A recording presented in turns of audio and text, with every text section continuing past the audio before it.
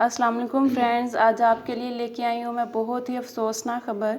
खानपुर में मुजरे से दाल खाने से 7 ख़वातीन 4 बच्चों समेत 16 अफराद की हालत हालत ज़्यादा तफ्शीशनाक होने पर महकमा फ़ूड की टीम मौके पर पहुँच गई। होटल सील कर दिया गया। खानपुर महकमा फ़ूड की जानिब से कार्रवाई के लिए सिटी पुलिस को दरख्वास्त दी गई है।